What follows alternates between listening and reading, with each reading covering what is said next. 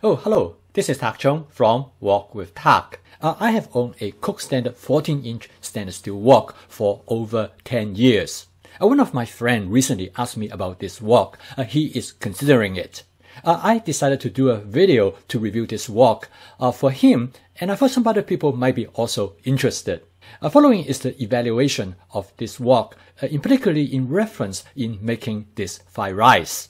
Number one, shape change or lack of shape change. Now, cooking on a glass-top electric range, the bottom of the wok should be absolutely flat. Cooking in a wok that wobbles is frustrating. Now, this wok is rock solid, so it definitely a thumbs up. Number two, heating up. The glass-top electric range has no problem in heating up this wok. However, this wok takes twice as long to heat up in comparison, say, to a carbon steel wok. Number three, seasoning. This wok is easily seasoned to create a non-stick surface, but it's not as good as a carbon steel or a cast iron wok.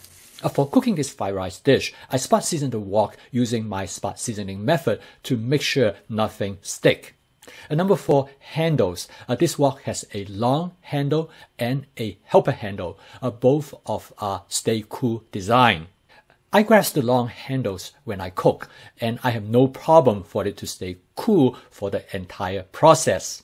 Number five, scratch resistant. The wok is not completely scratch resistant.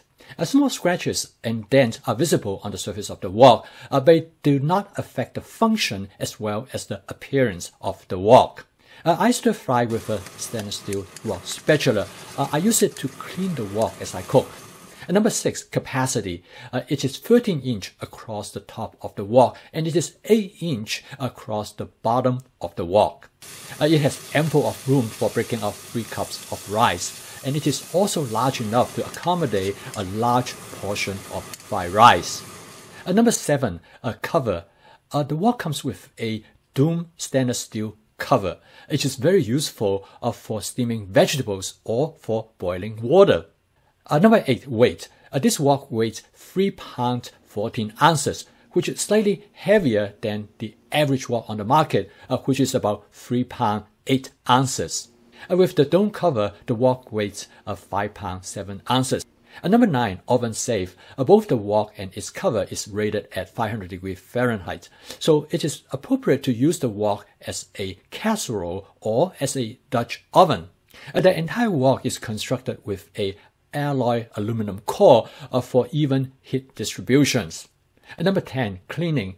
As in the case with all stainless steel cooking cookware, this wok is easy to clean and maintain. As long as this wok is well seasoned, it is very easy to clean after each cooking session.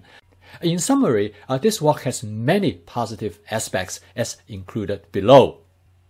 Number one, no shape change. Number two, heats up well. Number three, readily seasoned. Number four, stay cool handles.